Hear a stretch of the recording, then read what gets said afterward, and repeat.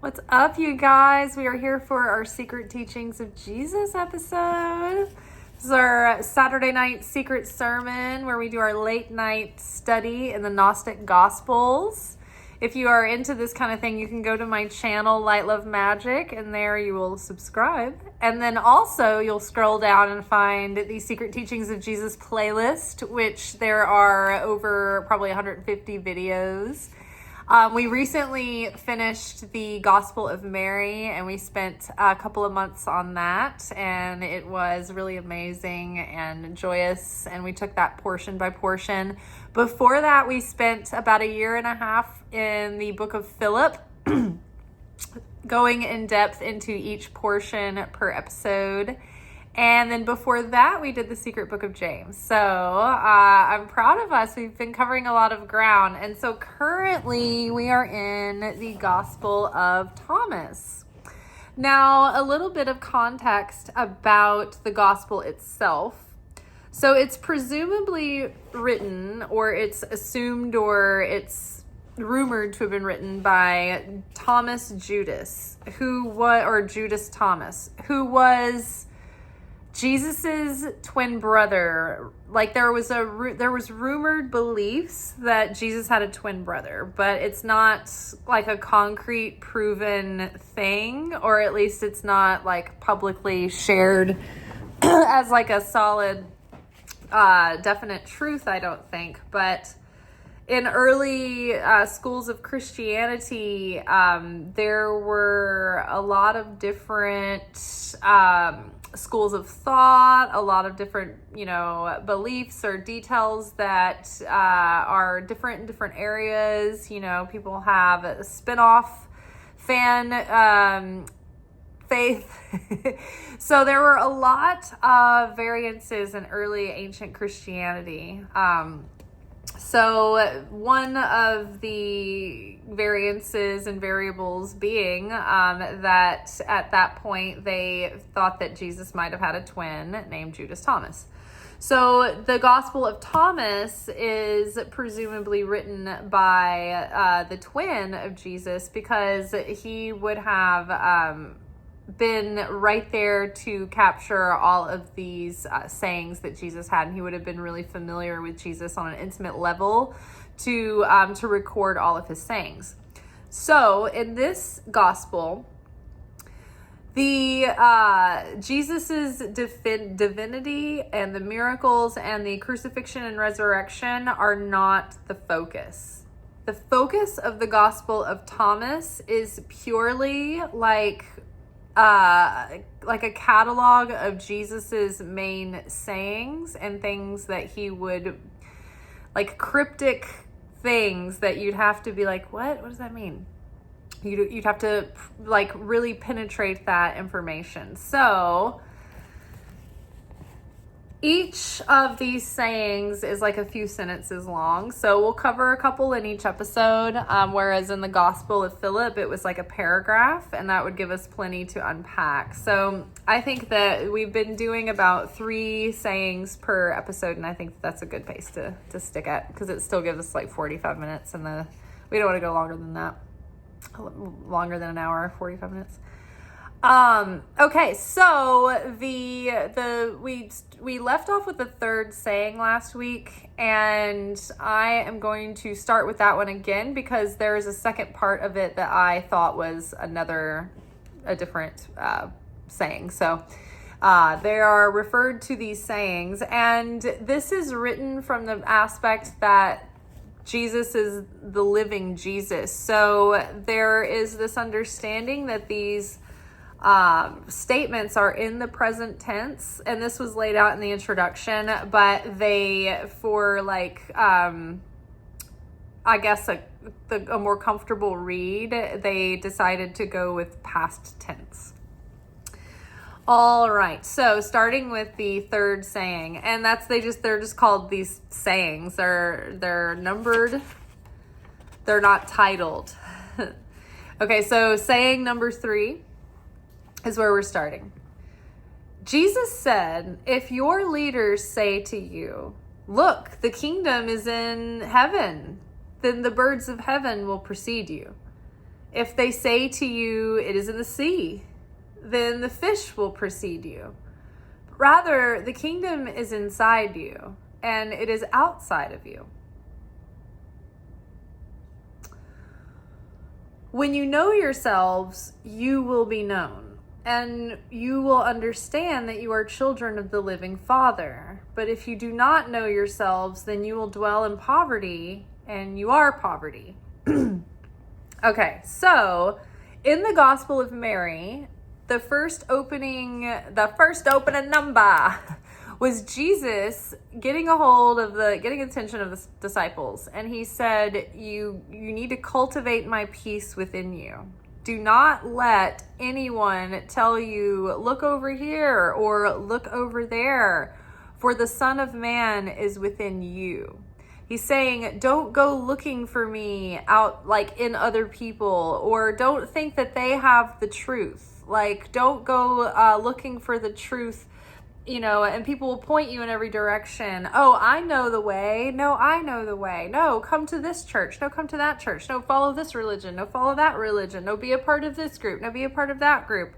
Jesus knows that power wants influence. And so he knew that anything valuable is going to be under the threat of corruption if it gets in the wrong hands. So he's trying to establish early with people, don't let anyone tell you where to find me. I am inside of you. You meet me in here. Go inward. Build your own relationship with me and have your own firsthand experience, because that's the only way that you can get the truth unsullied. I mean, yes, you can study with trusted lineages, but even then, you are at the mercy of all of the filters that particular teacher has. And so, or teacher or teachers, right? So the thing is that no one can give you a relationship with God or with Christ. You have to build that directly. You can build knowledge. Someone can help you build wisdom and knowledge, but even wisdom, it's more like knowledge. Somebody can give you knowledge, but wisdom is earned, lived, experienced. So too is our divine experience or our divine encounter. It can't be given to us. It has to be experienced directly. And the only way that you're going to have that is by proactively spending time connecting with the Creator and learning how to go inward in meditation and contemplation and prayer and meet the Creator in that space and be able to discern the presence of that feeling and the sound or the sensation of that voice when it comes through.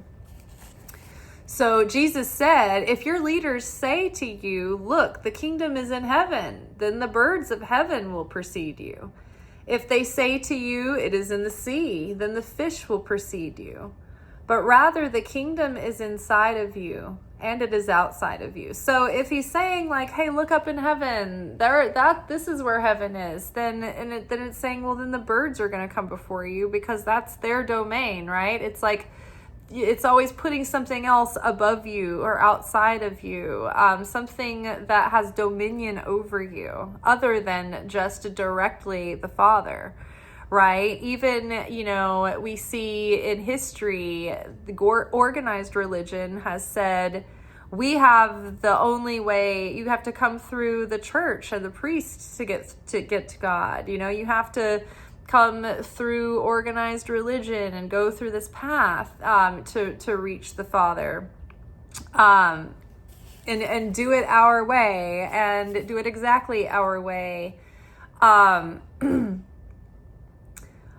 really, it's within you. And every time there was a gospel or a person that was illustrating this truth to people, that would be buried. That, like Mary's gospel, they tried to destroy it and bury it. And again, the gospel itself was trying to resurface through history. And, like the adversary was trying to keep it hidden because it really sets you free. It wakes you up. You're like, oh, wow, I will live the truth and know the truth, and the truth will set me free firsthand, not because I went through a gatekeeping system where I paid my tithe, I did my thing, the priest gave me whatever sermon he wanted to use that day to whatever, for whatever reason. But the wisdom is locked behind gate and key. I mean, think about it. People in the ancient days didn't have their own copies of the Torah at home, right? Women weren't even taught to read for the most part. So they had to be completely dependent on someone reading to them or sharing with them. So there, even today, it's like we were talking about this over the last couple of days, like churches, coming out with all these apps and using AI, and, you like putting everything behind a paywall, and, it's just like Jesus knew these times would come, and they're not that different from 2,000 years ago. There's just more technology involved. So it's always been this way. So the warning has always been relevant. If your leaders say to you, look in the heaven, or look, the kingdom is in heaven, then the birds of heaven will precede you. If you're like, look, the kingdom is in heaven, then it's some far off place that it's not readily accessible within you, right? It's some far off place that you have to strive to go to bridge the distance. And, to know that the kingdom of heaven is within you, it takes your entire sovereignty and power back, and it completely castrates organized religion and the economic systems and systems of power and influence that are built on that. And that's what Judaism was so afraid of when Jesus was trying to reform Judaism. Because Jesus wanted to do away with the temple system where people were having to buy these sacrifices and bring these sacrifices, and then the temple started selling these animals to sacrifice. And Jesus is like, what is transforming you by buying animals and bringing them in and having someone slaughter them for you? Literally. How is this changing your life? How does this comfort you? How does this help transform who you are? How does this make your life better? It's just more oppressive, and it's not helpful. It's not anything. And he's like, my Father doesn't desire blood. He desires mercy. So getting back on track it's like focusing on the inward journey. The immediate kingdom is within you. Right? The keys to the kingdom are within. And so depending on our inner state, at any given point, we're either living in hell or in heaven, right? Depending on if we're in a state of inner peace and fulfillment, or if we're in a state of disruption and chaos. So we're not looking outside of ourselves, searching for a kingdom up in the sky or down in the bottom of the sea, or this way or that way, chasing after another thing to fix it, right? Empty vessels, right? Oh, maybe it's this spiritual practice or this religion. Maybe it's this denomination of a religion and not that. Maybe I'm doing it wrong. Maybe I need to fast again. Maybe I need to go on another meditation retreat. It's like we're always looking for these things, but really it's just bringing things to a place of being settled and at peace and awakened within, and letting go of our darkness and our negativity, right? It's a lot more simple than having to go find some mysterious magic answer. It's right here. It's right here available. It's so simple, but it's just so difficult for us because we're so forgetful, and we have muscle memory and unconscious programming that just kind of keeps us in a loop. And so unless we're practicing radical presence and awareness, then we slip into our default thinking, and we get reactive, and the ego takes over, right? So the kingdom of heaven is within. And so that's very simple. But again, it's a discipline because it takes constant reminding, constantly checking in with ourselves, constantly reminding, constantly getting back in alignment, right? Doing teshuvah. Oh, I need to shift my mindset. I need to change the way I'm thinking about this right now. Sometimes you can change your energy in the snap of a finger. Sometimes it takes a couple of hours to, turn it around, right? Sometimes it takes weeks, days, years, months. Sometimes it's immediate. Sometimes you have a eureka moment, a breakthrough, and someone points it out or says something just right, or you finally put the pieces together, and it's just so liberating, and you finally get it. But yes, the kingdom of heaven is within. So Jesus said, if your leaders say to you, look, the kingdom is in heaven, then the birds of heaven will precede you, right? If you say the kingdom of heaven is in that church over there, this is where you get access to the kingdom, then the priests and the preachers and the deacons will precede you. You will think they're above you and they have the keys and they have the answers and they are going to help save you. They're going to be your savior. You're going to give your power away and put it on someone else, always. Whoever is the natural environment or habitat of whoever, is pointing you in this direction, you're going to feel like, oh, this person's outside of me and they're the ones with the answers.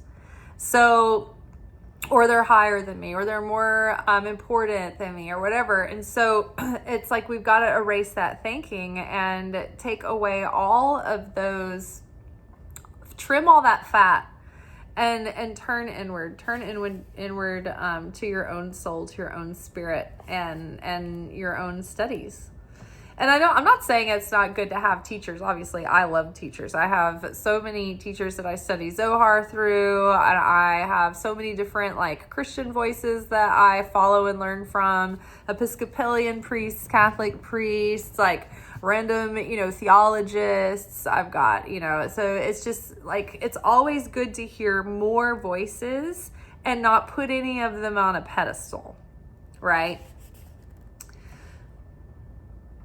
So if they say to you, it is in the sea, then the fish will precede you. But rather, the kingdom is in you, and it is outside of you. So it's I think it's in maybe the Song of Songs, maybe. But in him we live and move and have our being. I think of that as we have the universe, stardust inside of us, and we live inside of the universe. That's like a microcosm of the macrocosm, the smaller version within the bigger version. Now, what makes the universe? What makes the stars? The light of the creator is that stardust is the creator's body. It's the creator's, it's substance that comes from the creator. So that light of the creator is in everything that we have that is matter in this universe. Every electron, proton, neutron, quark, every energetic quantum of energy, little packet of energy is the light of the creator. Everything you see before you, everything that is within me, I am the light. All my atoms, all my particles are the light that can be activated when I am conscious and aware, and I invoke that. And my actions are drawing that energy down by my earnest efforts to transform and to be a channel of the light and to bear affinity with the light of the creator. So,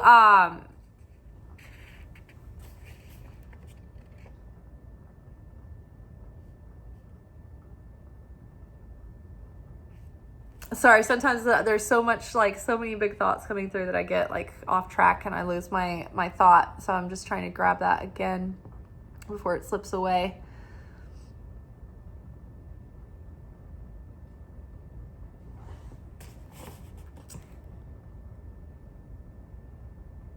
But rather so in him we live and move and have our being. And so we live in the universe and the universe is in us. We live in God.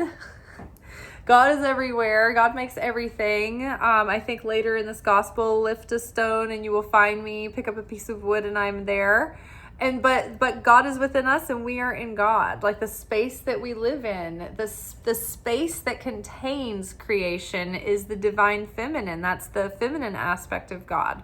The physical creation is like the masculine aspect of God. The light coming in is the masculine aspect of God, and then we, the vessels to receive, are the feminine. So all the souls of earth are the feminine. Everything that's receiving the light is the feminine. The light is that masculine.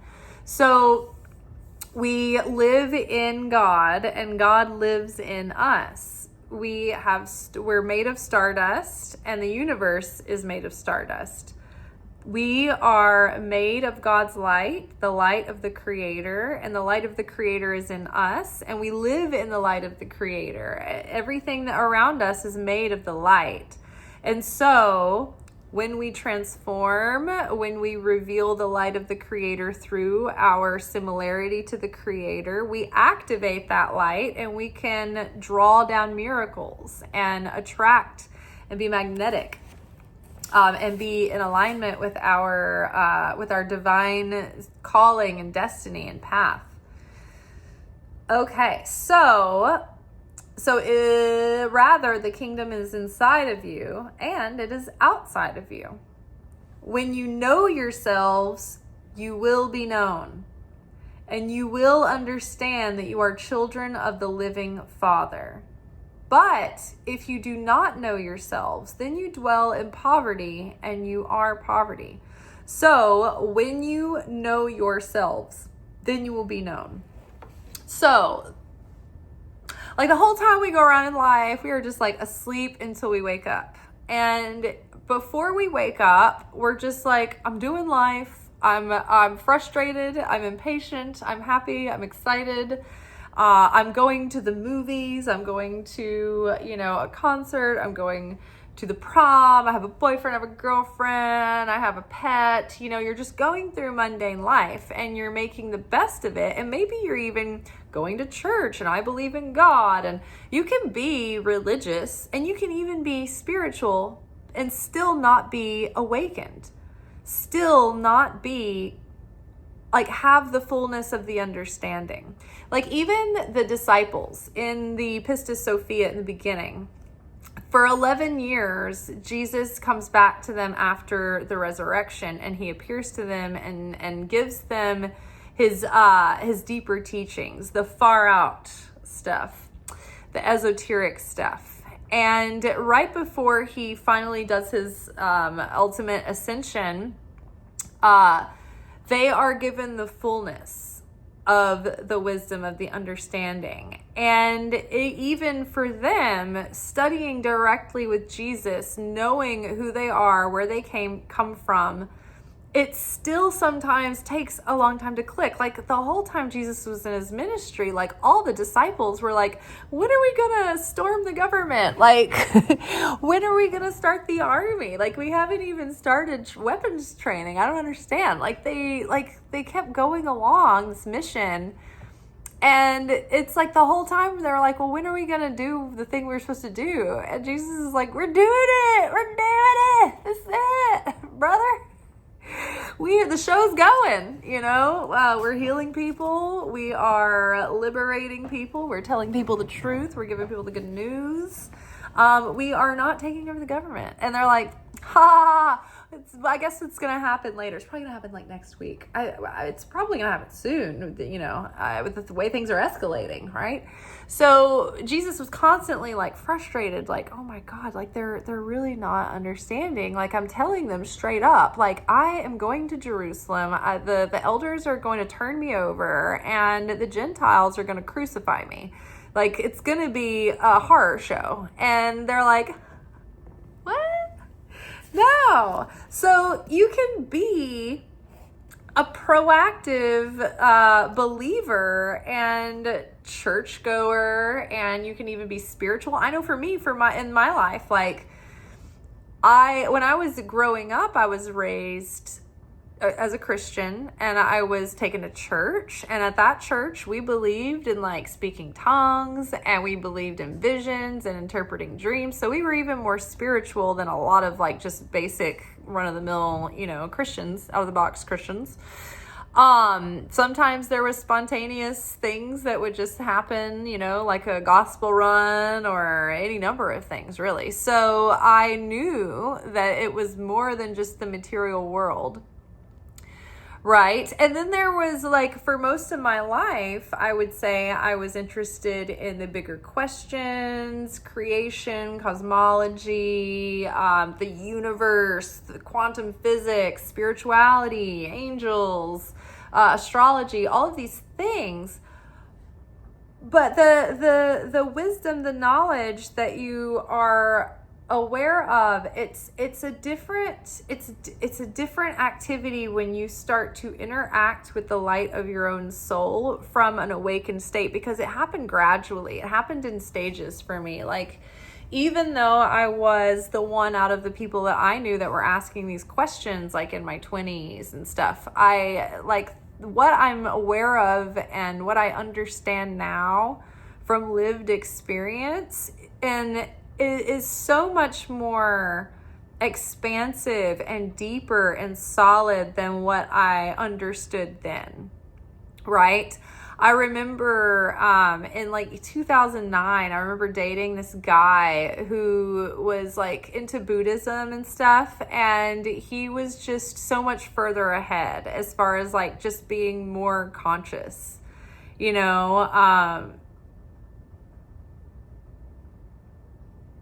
and it comes out in like ways that you feel like when you're more conscious, it makes you more tender. You're more aware of others. You're more aware of how things are interconnected. You're more aware of how things affect other things and how our actions affect other people. And you're more merciful and compassionate. But then again, you might be more outraged, you wouldn't laugh at the same jokes necessarily or make the same comments, right? There's these different layers that come. And so again, there's a lot of religious people out there that are fast asleep, that aren't really awake, that don't really understand, they don't get it. And even like some people like that are devoted Christians, and my mom will talk about this openly. She says all the time that she'll read the Bible and sometimes she just does not understand certain things, but she just keeps going back, and sometimes things are revealed to her and sometimes they aren't.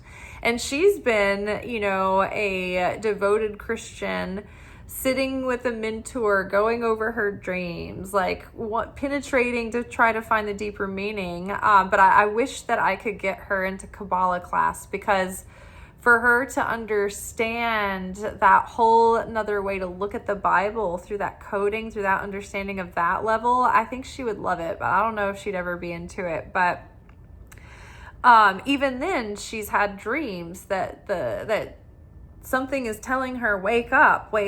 And like, there are certain things that I can grasp or see with like more prophetic vision than she can. And so sometimes we like hit a wall at times, and I feel like if she studied through the Kabbalah Center and like learned the Zohar, like I think it would open up a whole nother world of depth for her. But even still, like what I'm saying is like, I've never met anyone who has a more devoted, dedicated heart to Jesus and to Bible study and to wanting to learn. But that's why in the Song of Songs, like it talks about the beloved and the lover going to the beloved's window every day and walking the perimeter of the property, waiting to catch even a quick glimpse of the beloved, looking out the window, drawing the curtain back and showing the face, even ever so briefly. And that is what it's like when we have those insights and we can penetrate deeper into the meaning and into the feeling of the expanses of eternity and the mysteries in that, even just our awareness of them, and our heart latches on. If we can value those things, like the heart has an intelligence that's already kind of there. And it's more like remembering stored wisdom that's like deep in our DNA, deep in our bones. So when you know yourselves, you will be known. So when we wake up and we're like, wow, I'm an eternal soul and I am here on earth in an incarnation, one of many that I've had, and I'm here to correct my soul. And all the experiences that I have, regardless of whether I deem them to be pleasant or not, are divinely arranged, particularly to invoke the light of my soul. So the triggers, the little buttons, all the things are there to show us where our blind spots are, where there are, say, cavities that need filling, where things need to be healed and corrected or awakened or grown or expanded. And so every event in our life is couture tailored to bring out the fullness of our soul. And each one of us is unique and different. So when we know ourselves, when we wake up and we're like, oh, I have work to do. I'm not here to just willy-nilly, even if I am reporting to church every week. Like, do I understand my specific tikkun, my personal tikkun? What are the things that I've been working on? We all have our own branded themes, I used to have branded themes of chaos, and my friends would have their own branded forms of chaos, and we would joke about that, like our branded chaos, but I didn't know that was part of our tikkun. Later, it makes sense. It's like, oh yeah, that's the kind of challenge that you have that will play on your personality type, right? So knowing ourselves, oh, okay, I'm an eternal soul. My spirit is my already corrected future self that's pure light, that is the pureness of the Creator dropped into this vessel to be expressed through this personality. The spirit has never been tarnished or changed or altered. It's always in a perfected state. But the soul goes through the adventure. The soul goes through the washing machine. The soul gets stained. The soul gets a little, takes a beating. It gets dents. It gets knocks. It gets repairs, right? The soul is on a path of evolution and growth and correction. So when you know yourselves, then you will be known. And so when we're awakened like that, when we know ourselves, then we're known in the upper realms. They recognize, oh, okay, she's on, she's live. They recognize when we reveal the light of our soul, that light is also revealed in the upper realms, and it gives us street cred there. So, okay, so when you know yourselves, you will be known, and you will understand that you are children of the living Father. So all the things I just said about, okay, I understand that my soul is part of the Creator, and my correction, the more I correct my soul, the more I transform back to mirroring the true image of the Creator. And the more closely I mirror that image of the Creator, the closer I draw to the Creator. The more layers of my ego I shed, and the more layers of my ego that die, the closer I am to coming back into complete union, to returning into being one with the Father. Okay, so when you know you're a child of the Father, it gives you so much, like, even when times are scary, if that knowledge and that wisdom lives in you, I am a child of God. God, the Creator of the universe, is my Father. That gives you certainty in times of darkness. That gives you trust when there is no certainty, right? When you don't have any real answers, right? When certainty is a choice, not some easy reflex, right? I was just checking like Instagram, and I was getting in, and there was like a quick little carousel that was just talking to an Iranian woman in Iran, and people are protesting in the streets, and it was daylight, and there's like bombs being dropped in the buildings are blowing up around them, and she was explaining what Allah Akbar means. That it means that, she said, it's been hijacked and misused by jihadists or people from ISIS, right? But she was like, what it really means to a Muslim person is that God is greater than anything. And she was like, that's why we are standing here walking in the streets, not running from the bombs. That's why you don't see us upset and in terror. But when these bombs go off, everyone starts chanting, Allah Akbar, Allah Akbar. So they're cheering, they're doing everything that we sit here in our comfort zones trying to do, and we can't even pull it off just because we're annoyed in our daily basis.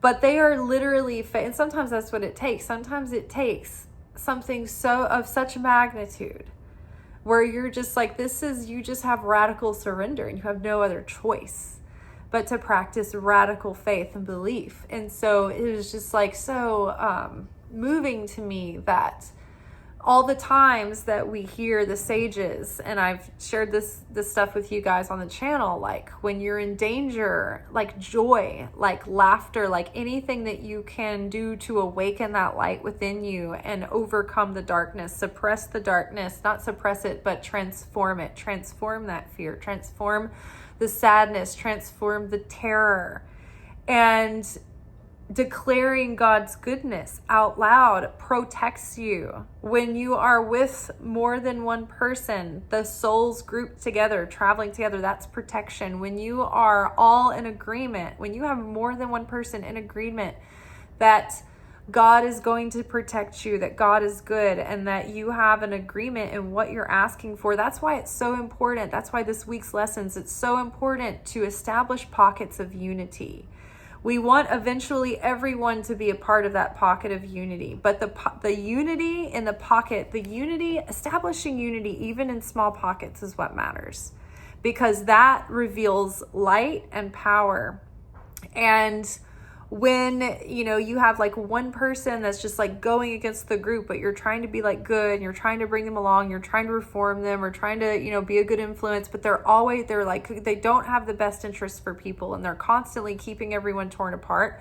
You need to have the strength and the courage to practice discernment and judgment and excuse that person or somehow separate the group from this individual. Like in my Kabbalah class last night, they were talking about this, or no, it was the podcast I was listening to, Weekly Energy Boost from the Kabbalah Center, but they were talking about how sometimes in a small like team, in a small company, right? It's like someone doesn't want to let someone go because they don't want to be the bad guy and take their job. But at the same time, it's like they are like bringing down the entire company culture and it's affecting the entire team, right? So it is important that when you can get a group of unity and get them practicing unity and figure out how to utilize that and get strong in it, then it's like, okay, then maybe you can start expanding the group and having that critical mass there to influence those other people. But it is important that unity is established, and then maybe those other people will find the people that they unite with. But the unity is important, even if it's just a small cluster that you can start with first. Eventually, we gather more, and everyone will eventually be there at the end of the 6,000 years of Tikkun Olam, the collective correction. But this is the exact thing that Moses was dealing with when he brought the Egyptians in with the Israelites. And they started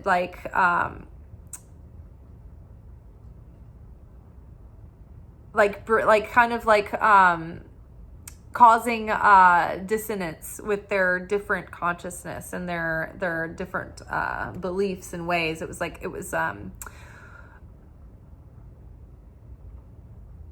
like diluting or contaminating the purity of the beliefs and the consciousness.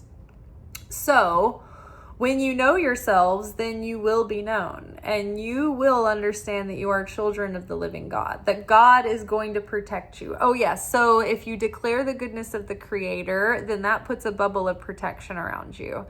And if you talk about things that you appreciate about the Creator, talk about the matters of Scripture and things like that, that puts protection around you. And that's exactly what they were doing. They were together in crowds of like-minded unity. They had a unified spirit and brotherly, sisterly love amongst them. And they were declaring God's goodness, and they were using it with their mouths. And as groups, they are affirming that. And as they're walking down the street, bombs are going off, and no one is getting hurt in this particular crowd. So they're walking the walk, not just studying it in theory, but they're putting it into practice when it matters the most. So, but if you do not know yourselves, then you will dwell in poverty. And you are poverty. Because if you don't awaken your soul, then you're not known in the upper realms. Then you're going to be stopped by the gatekeepers. You're not going to have the wisdom awakened within your soul to demonstrate the work that you did on earth. Not only is your lived experience going to be shoddy, but your afterlife experience is not going to be going as well as you think either, because you're going to go into the upper realms and they're going to be like, what have you been doing? You had a whole lifetime and you just fooled around. You never awakened. You never did any of your tikkun correction. You never delved deep within yourself to bring out the aspects of your soul. You had a whole lifetime. You never got curious about the deeper meaning of Scripture and all the mysteries of the Torah and the Gnostic Gospels. Like, when I think about it, sometimes it strikes me, and I'm like, God, I wish I would have started this decades ago. I could just sit here around the clock and reading, and I'm not sure if I would ever get to everything, So if you do not know yourselves, then you will dwell in poverty. You will dwell in spiritual darkness and dark consciousness. You won't see the God in anything. You won't have belief. You won't have faith. When you are going through times of difficulty and you are what if you were in a war zone like that? What if you had been living in Gaza? What if you had been living in Iran right now? Would you be as resilient as people that are being held together by their faith going through all of these things? Would you be so cool and calm in the midst of, in the face of your mortality? Would you be able to calm yourself and listen to the voice of God within you? Or had you already developed that muscle? Or would you be having to start off for the first time with no muscles built of connecting with spirit and listening to that voice, having no way to discern what is my panicked fear and my the instincts of my carnal mind right now, and what is that still small voice within, right? You stay ready so you don't have to get ready, is what Jesus was saying when he's like, when do the servants go out to meet the master? Are they inside sleeping and eating the food? No, they're waiting at the gate with the lamps open, because he could be coming back at any time, right?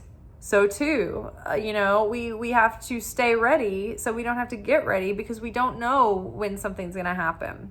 I was thinking about those tech sleeves, those stealth things that you can put your electronics in to protect it from EMFs or surveillance or whatever. And I've been tempted to get them before, but then I'm like, what am I going to do? Just go around starting now for the rest of my life with my phone in a sack? Because it's not like somebody's going to be like, hey, we're about to surveillance you. You better go get that sleeve. Hey, the sun's about to do an electromagnetic pulse, in 3 seconds. Go back and get your bag. Right? So what am I going to just go around with like this burden, like, so it's like, you got to stay ready or else it won't be any good. Right? So, but if you do not know yourselves, then you dwell in poverty, and you are poverty. So, right, like your spirit's in its own state, and it always is, but the soul then is not awakened. It's trying to push you into that awakening, but you're not getting it. You're not waking up. And so the soul is trying to put pressure on you, and life is trying to put pressure on you, and you're not doing the work of awakening the soul. You're just going through these hardships one after another, feeling like a victim. Life is like getting you down and beating you up, and you're not seeing the connection. You're not making the connection. Okay, my car keeps breaking down because it's trying to hit my soul at rock bottom. So I wake up and I ask the deeper questions. What has gotten me into this point? What's the real issue here at hand, right? So when we're poor, we have no understanding, and we have no spiritual fruits that we have built and grown. We don't have any wisdom. We don't have knowledge. We don't have understanding. Forget having an insight into the coded meanings of scripture. I mean, this is like people are in poverty out there. The scriptures and religion have been weaponized.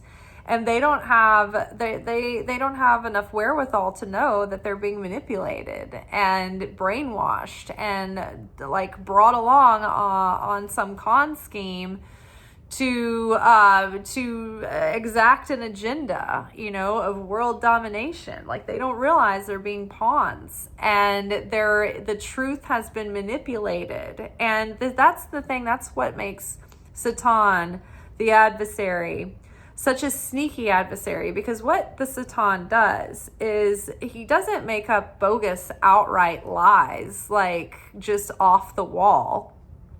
He uses partial truths to confuse you.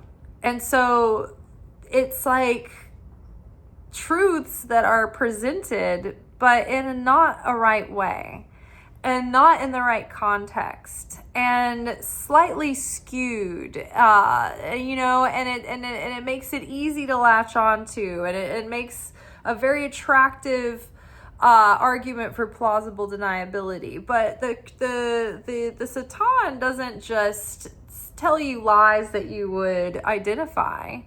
Right? It's sneaky. It's slick. It's like, hey, the Satan knows the Bible too. Uses it all the time, right? Knows everything in your heart that you have weaknesses towards, all of your preconceived dispositions, all of those things. Like, it uses those things, and it will tell you half-truths.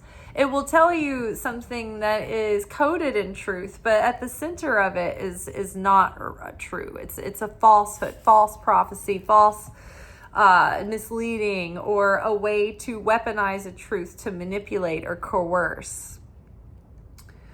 So, and if you don't know, and if you don't know any better, or you at least don't have the wisdom to push back and ask questions. See, that's the thing that I love about Judaism that you don't really get in modern Christianity, or even from the time that Christianity was organized in ancient times.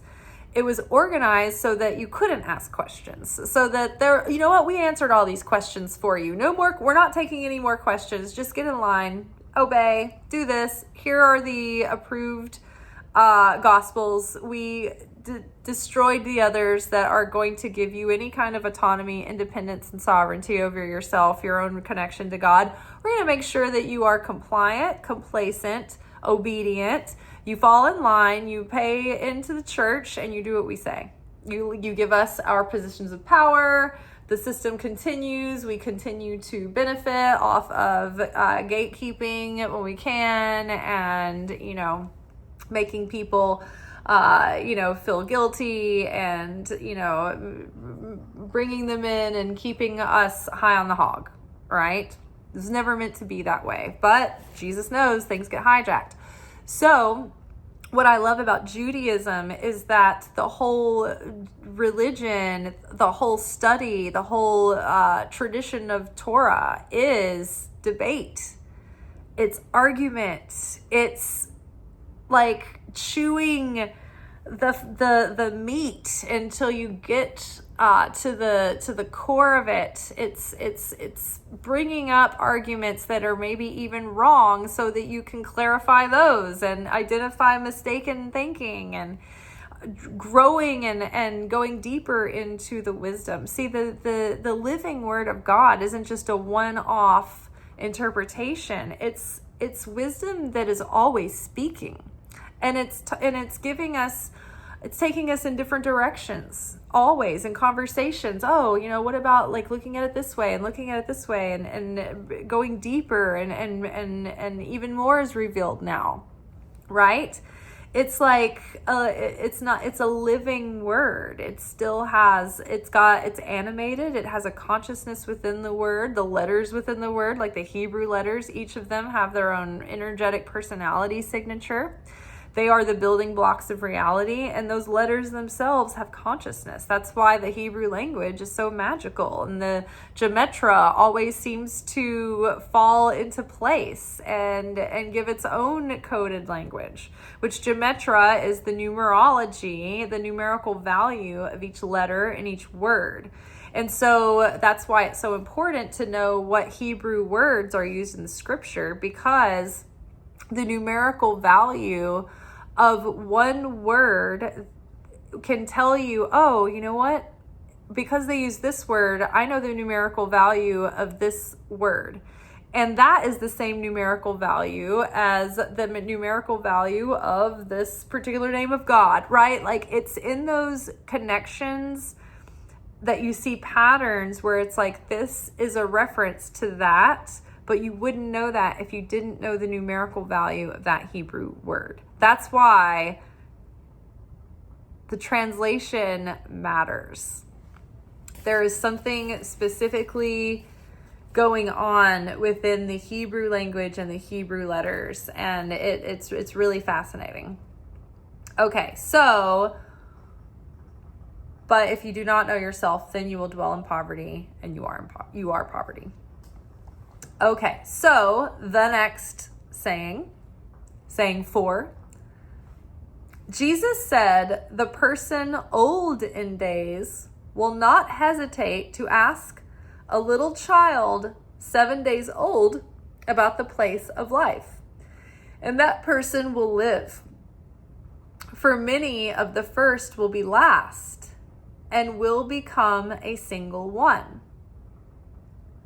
So Jesus said, the person old in days will not hesitate to ask a little child 7 days old about the place of life, and that person will live. For many of the first will be last and will become a single one. So the person who's old in days will not hesitate to ask a little child. So we know that when we're holding a newborn, and we look at that newborn, for me, it is always the case that I am broken emotionally when I look at a newborn baby, because I can feel the other side. They were just there. Their soul is so present in their little eyes and their little faces, and they have no way to express what they're thinking, but they don't even know how to use their facial muscles yet, but you can see through their eyes that ancient soul that's just like in there, and it's so precious and so magical because it hasn't been programmed yet. It hasn't been crushed. It hasn't been tainted or diluted. It's unadulterated purity, and it is a soul fresh from the other realms. And it's absolutely amazing. And it's before there's any veil drawn, any veil of forgetfulness is there.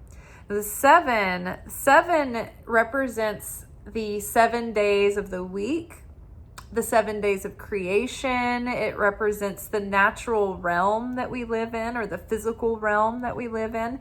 Can many times represent divine encounter, divine presence, or divine inspiration. But this is also referencing that the child has not been circumcised yet. So the covenant, right? That is the circumcision is part of the covenant. And so that is on the 8th day. Well, the 8th, when we see the 8 represents the realm of miracles. When we go above the realm of what's natural and we go into the realm of the supernatural. So a person old in days will not hesitate to ask a little child 7 days old about the place of life, and that person will live. So it's like right before they've been circumcised, before life has asked something of them, before they have been broken or changed in any way from when they entered this world, right? When they're still completely whole, a whole, pure soul, body intact, has the wisdom, the fullness. They haven't had the veil drawn in forgetfulness yet. So the person old in days will not hesitate to ask the little child 7 days old about the place of life, and that person will live. So the footnotes here says, probably an uncircumcised child. Jewish boys are circumcised on the 8th day. And then Hippolytus, refutation of all heresies, a saying said to derive from the Gospel of Thomas, one who seeks will find me in children from 7 years, for they're hidden in the 14th age I am revealed. Now, for they're hidden in the 14th age I'm revealed. So I think, mathematically, 14 is 7 times 7. So double emphasis on that 7, that material world, this material incarnation, right? Well, 14. So when a soul is like 12 for girls and 13 for boys, they are bar mitzvahed and bat mitzvahed. And what that means is that when we're born, we start with like a base package soul. And as we reach certain age points in our life, let's just say checkpoints, but once we reach certain ages, we are able to be more responsible for ourselves, and we're expected to have a greater level of consciousness and individuality away from just being attached to our parents. We're given more autonomy. That means we have to have more of our soul light turned on and revealed, activated. So we're given another light vestment, another layer of our soul.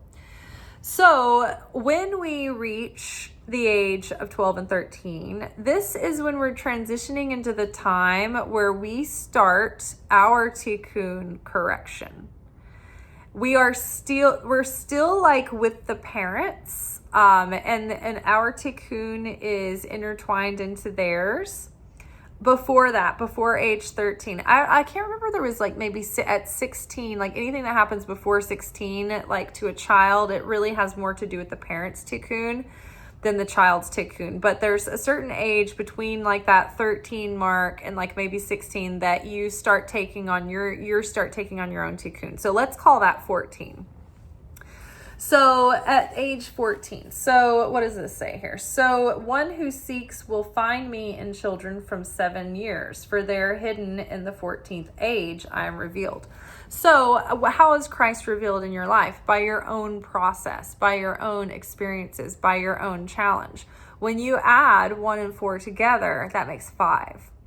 5 in the tarot deck, those are the cards of confrontation, of difficulty, of challenge. But these are the challenges that shape us, that get us over the hump into the rest of our growth and awakening.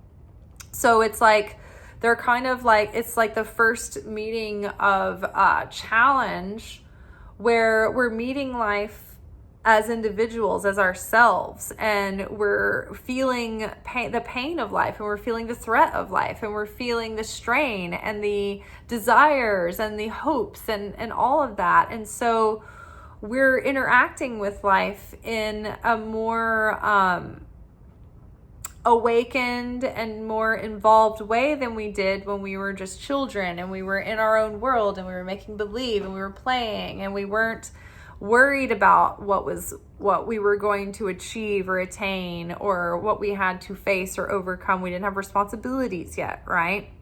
So Tikkun starts, and you start having to answer for your actions. You are taking on spiritual debt when you sow negativity and when you are lost in reactive behavior. It starts to affect your soul as your tikkun, whereas you were in kind of a grace period as a small child. Now, as you awaken and start working on that tikkun, then you're becoming like an awakened soul, and you are starting to ascend at that point. You are shedding layers of your klipot, which are layers of negativity that shroud that light.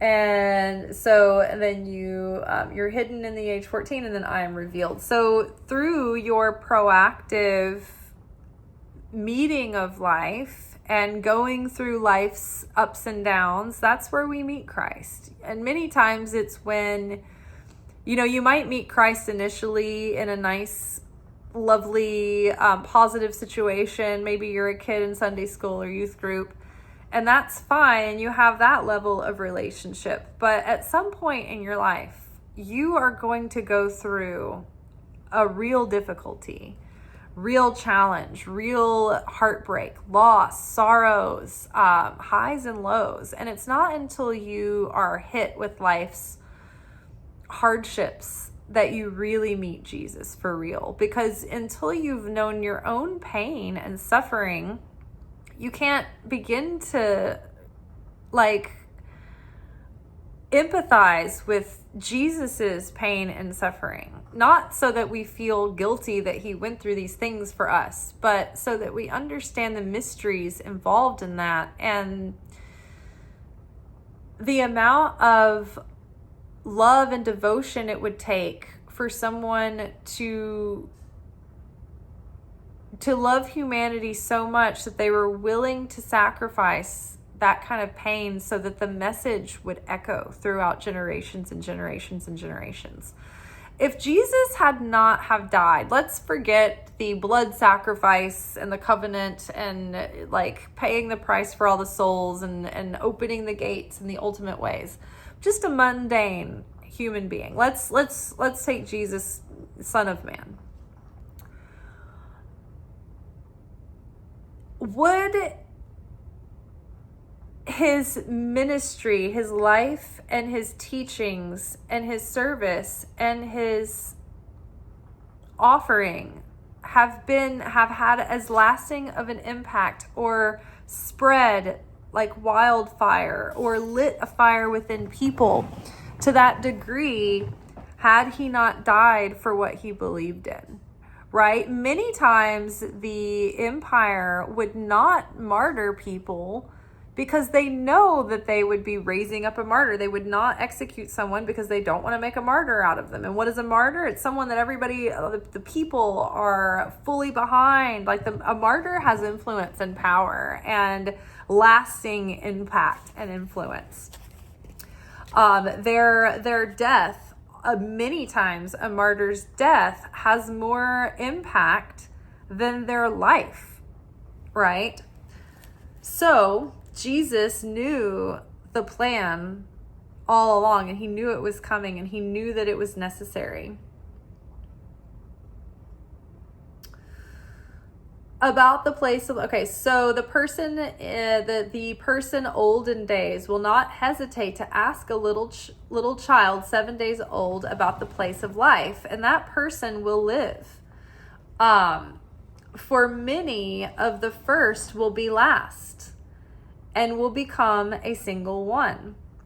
And so the thing that I'm getting from this line is, I know we hear like the saying that Jesus said, if you put yourself first, you'll be last. If you put yourself last, you'll be first. And it's like, if you make yourself humble as a servant, then that lifts you up. Whereas the arrogance of the world, I want to be the king. I want someone serving me, and that's what makes me important. So I'm going to elevate myself and put others down. So that person that put themselves first, that made themselves more important, they're going to be least important in heaven, right? In God's kingdom, or in a spiritual sense, they're really a poor person and they really have no power, because all their power depends on their status and their the facade, right? But the person who puts themselves last and says, I'm here to be a servant, right? I am here to give and to be a tool of he who sent me. And I will be last and I will let others go first. It's like that person is truly exalted. It's like it's known in so many different ways. Like that one, I can't remember who wrote this, but this one guy who's, I don't know, business or CEO dude, he said leaders eat last. Talking about when you are the CEO, when you are the owner of a business, you need to make sure that everyone else is taken care of before you have yours. If only everyone had read that book. But truly, I think that the name of the book is called Real Leaders Eat Last. Same. When Jesus talked to the disciples, he was like, we are here to be lowly servants to the people. Like when Jesus was washing the disciples' feet, they were like, how can you wash our feet? He was like, I'm being an example that this is how we have to humble ourselves. Right? We're not the stars. We're not having people come serve us. We're here to serve them. Right? We're here to serve the poor and the displaced and the differently abled people. We're here to serve the meek and the needy. This is who needs the good news. Right? So I also think too that on another layer, on another level, for many of the first will be last and will become a single one. So I think this does have to do with the cycle of incarnation as well, and the souls that we've been incarnating from the beginning. And some of the souls that are from the earliest times will be incarnating until the end of times, till the end of the soul correction, until we're all corrected. We've all caught up. We're all part of the group now. Everyone's going together. No one is getting left behind. And then we become one. We unify. We return to one soul. And then we return to God's soul, stripping away all of our personality and our individuality at that point. That would be the final correction. So for many of the first will be last and will become a single one. And let's see. And Jesus said, so this is now the fifth saying. Jesus said, know what is in front of your face, and what is hidden from you will be disclosed to you. For there is nothing hidden that will not be revealed. So Jesus said, know what is in front of your face, and what is hidden from you will be disclosed to you. For there is nothing hidden that will not be revealed. So for me, going through life, immediately I see what's under the surface of things. So to just look to see what's in front of you, there would be no point to say that if there wasn't something more to see than what's actually in front of you. So when we see, for instance, when we understand that we are in this physical world is temporary, everything that's happening is like it's sort of like a simulation designed, right? So that your soul journeys through this life, almost like a video game, and you have certain checkpoints and certain things that you have to do. So when we see that, when we see, beyond the illusion of the immediate circumstances, okay, this is a test. God is here. I can activate God through faith, through trust, through certainty, through prayer, through aligning myself with God's wisdom, God's direction in this moment.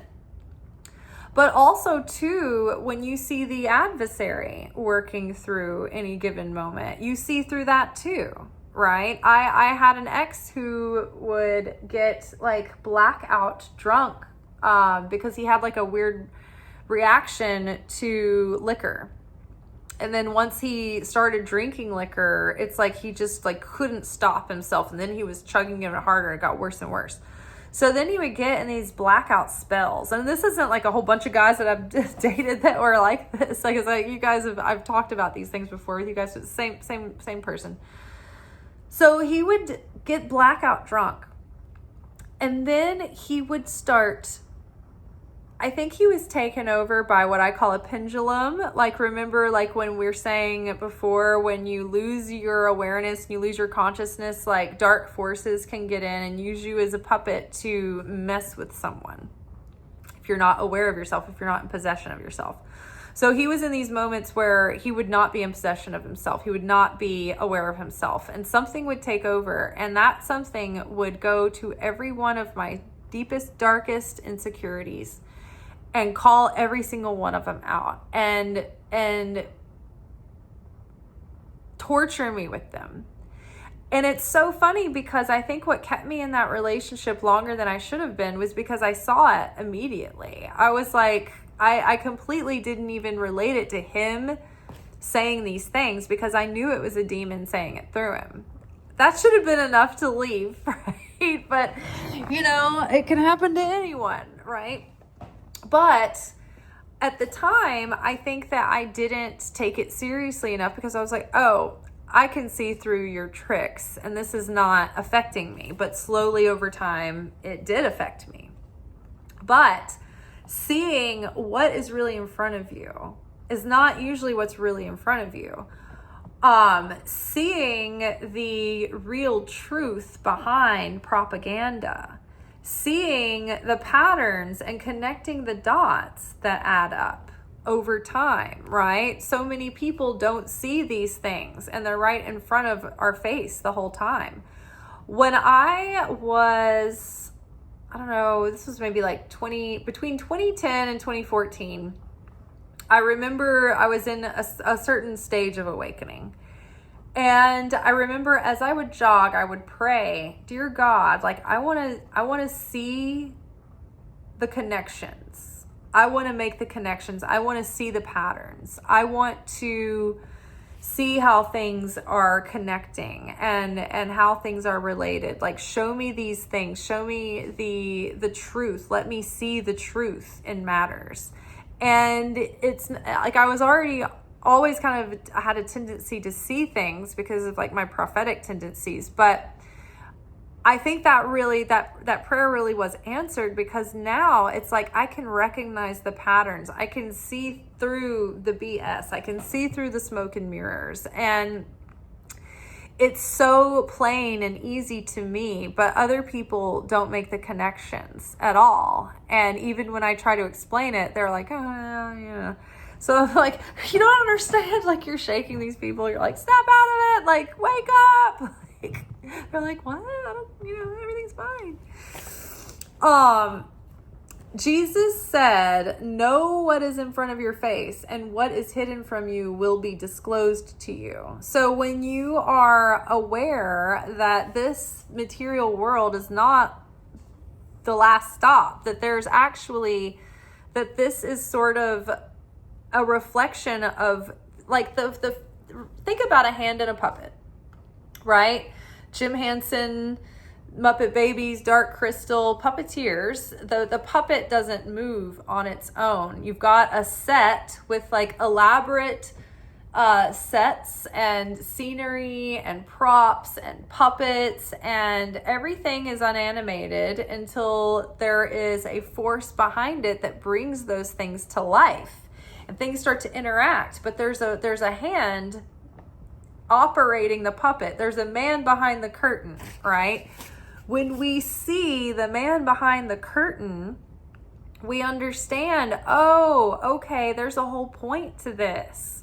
When I see, oh, this is related to my tikkun olam, then I see, okay, this is part of the correction. This is a test. This is something that I need to pay attention to. There's something in this for me to see, and there's something that needs to be worked through now, or else this experience is going to come back again, right? So too, when you see people trying to coerce or manipulate or trick you or trick the masses or say, look over here, look over there, we have the way, we have the truth, we will say, no, the Son of Man is within us, because we can see what's really happening here. So Jesus said, know what is in front of your face, and what is hidden from you will be disclosed. For there is nothing hidden that will not be revealed. Now, again, if you seek out the mysteries of the Torah, if you pore over those things, if you seek the deeper meanings of life, and you make an effort to pursue these things with all your desire and passion, they will be revealed to you. If you ask, it will be received. You ask of the kingdom of heaven, and it will be given unto you, right? Ask to understand the things of higher thought, of higher consciousness. Ask to understand the agendas that are being spun, and the plotting and the scheming. Ask to see, to make the connections and the patterns, right? Do what I did, and it will be revealed to you. For the sake of growth, right? When it's for the sake of revealing the truth and your inner light and growing and evolving and awakening, then it will be revealed to you. If it's for the sake of oppressive, selfish reasons, then it may be held from you. All right, and then there's a couple of footnotes, so let's see what they said. So, Manichaean, Kapalaka, Greek words that are hard to say, where a nearly identical version of the saying of Jesus is cited. Okay, so just a citing of the saying, which is in the Manichaean Kephalaya. And then again, something is cited, Mark 22, Luke 8:17, and Matthew 20:36. Luke 12:2, and on the last portion of the saying of the Gospel of Thomas adds, and nothing buried that will not be raised. Wow, think about Mary's gospel. So if this says, for nothing hidden will not be revealed, and nothing buried will not be raised, when they tried to hide the truth, it comes up. It comes out. You try to bury that dark, deep secret, it's going to be revealed. You try to bury the gospel of Jesus. You try to bury the truth and try to get everybody distracted with the approved manual. Everybody follow along. Everybody line up for the wafer. The truth will be revealed. Even the fact that the truth about Mary Magdalene finally came out in like the 1960s. Like the church finally said like, oh yeah, she wasn't a prostitute. Wasn't a prostitute. The narrative stuck though. Like she was defamed. She was, her name was dragged through the dirt, and it still is. Like people still think she's a penitent prostitute, and really she wasn't. She was just happened to be smarter than the other male disciples, and she had the deep, esoteric, metaphysical truth of the gospel, not just the obvious surface layer that all the guys were still like, okay, so like when are we gonna get into when are we gonna start an army, like when are we gonna, I want a seat next to you in the government, and like Mary's just like, none of that mentioned anywhere. Like, we haven't talked about any of this. Like, why are y'all still obsessing over this? And she had the real teachings, and she had, you know, that time with Jesus where he would give her secret teachings. And they said, tell us the things that the Savior has told you that we have not heard. Tell us all about these teachings. We know that he's been talking to you about different things that you know about that we don't. And then when she told them, they were so like butthurt about it that they were like, how could he be like telling all of this stuff to you and not us? Like, you're a woman. Like, would he make you out to be like more important than we are? Like, so because she had the truth, and a truth was revealed to her that they didn't have, they didn't possess, some of them, Peter, went off on a tear. Everybody went their separate ways to preach the gospel, but hers got buried. And her gospel was the one that gave us all the deep insight about where vision comes from, how we connect to Jesus through our heart, through the bridge of our heart, where that is, that mystery there. There were so many things revealed about going inward and connecting to God directly, and how that sin is not an inherent thing that just exists by itself, but it's more of a byproduct of our consciousness being corrupted. So it's a byproduct of our actions taken in reaction to our consciousness being corrupted. So all of these things give the individual power by giving them a direct experience with the Creator, or at least facilitating the route to have that direct relationship and experience. That wouldn't be good for the church. Why would anybody report to church and take a shame beating every week and then, you know, hey, pay up and then do some penance, and we're your big disappointment and we're very, very upset with you. Goodbye. Who's showing up for that? Right? Not that you shouldn't tithe, you should. But yeah, so the church was like, this is not going to help us, because it wasn't like the church was being hijacked. Remember, there was the disciples and the apostles who were the real church, the people who really cared. And then there was empire and power and control. And the Roman Empire knew that they could not thwart this movement. Christianity was taking over. So rather than be taken over in a revolt, they decided, okay, we need to adopt this religion, we need to catch it, control the narrative, and we need to use it to keep people in line and on our track, on our trajectory. And so they chose the books that would go in the Bible that would keep people in line, keep people afraid, keep people submissive and dependent on the church, and not too independent, and not too, you know, they took out the mystical things and the things that help us connect in our spiritual life one-on-one. So, which came around later, it was being pushed to the surface through the Protestant. What was that? The one guy, earliest on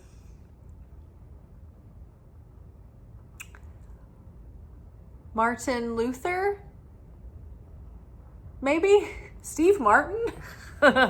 Martin Luther, I think, was one of the first to start saying like that we could go on our own and have a direct experience with God, that we did not need to go through the priest or the church necessarily. And I think he began the split off of the Protestant movement, if I'm not mistaken. All right, you guys, that is all. Jesus said, know what is in front of your face, and what is hidden from you will be disclosed to you. For there is nothing hidden that will not be revealed, and there is nothing buried that will not be unburied. So that is all for tonight. Very, very fun. I'm loving the Gospel of Thomas. So we will be back together tomorrow for our weekly energy oracle forecast, where we will be getting our sort of spiritual weather report for the week ahead. So until then, peace. And if you are interested, I have made a workshop called the 2026 Prediction Series. I made it in the fall, released it at the beginning of the year. But basically, this is a workshop that can be a spiritual tool throughout the entire year. There is a yearly overview, quarterly readings, and monthly readings that talk about the general challenges and spiritual assignments and opportunities that we will have playing out through the year, certain themes that come back and forth, and rhythms that are playing out. And there's also journal questions with each reading. And it's like you can do it at your own pace. Like today I did a couple of questions and I wanted to sit with them for a while. I didn't want to rush myself. So I only did a couple, and I can go back later. And there's not a ton for each reading. It's just, it gives you something to work with and go back to and stay involved with your spiritual presence and awareness and your growth and unfolding through the year. So it's a constant tool we can go back to again and again and again. Really amazing. It's only $12. It's in my Stan story. You can get the link below. I have been astounded so far listening to January, February, and March, because everything in pop culture, like some of the bigger prominent things in pop culture and in the world right now, are referenced in these readings, but like in a way that you would know it, like by listening to it as things are unfolding. You're like, oh my God. Like for instance, we got the dolphin card. So dolphin spirit was a big thing in March, but I don't know if you guys heard that crazy story right now about Gerald the dolphin, but this Florida man was found like disoriented and soaking wet, like really sunburnt and just like out of it. And they took him to the hospital. They did all this questioning, and he claims that he was kidnapped by a pod of dolphins and taken to a remote location in the water and taken underwater and forced to work for like days or weeks on an underwater elaborate construction project with the dolphins. It was like housing and parks, and it was like Little Mermaid world.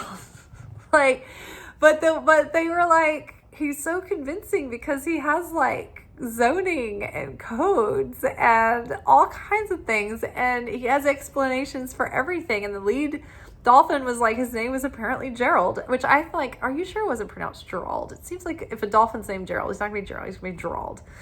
So yeah, the specs, he could list off all the specs. He was like, I started to understand the dolphin's language of the clicking and the squeaking, like the squeaks, like the sonar. Like I started to understand it after a few days, and you know, they figured out ways to communicate with me. They're like, well, how did you breathe? And they're like, well, Gerald figured it out. He had that all engineered, but basically it was like in an air bubble thing. So yeah, and so then there was like a follow-up story that came out that claimed that there is actually an investigation going off the coast of Florida. Like the FBI is like actually investigating this, but I don't know. Then others have claimed that it's a hoax, and then other people think, well, if they said it's a hoax, then it's probably real. And a lot of people are like, no, I've heard about this thing, like somebody I know, blah, blah, blah. So I don't know. To me, it is fun and fascinating, and wouldn't be surprising, honestly, if it was true. And I feel like this is like our gift. Like the jewelry heist was so much fun like a few months ago, the Louvre heist. So now we have Gerald the dolphin. But look up the story. If anything, it's just a good time. It's just a wild ride. So that's just out off the rails. But anyway, even dolphin card came up as a main theme of March. So I don't know. It was in the prediction series, so we called it. All right, you guys. Awesome. Peace.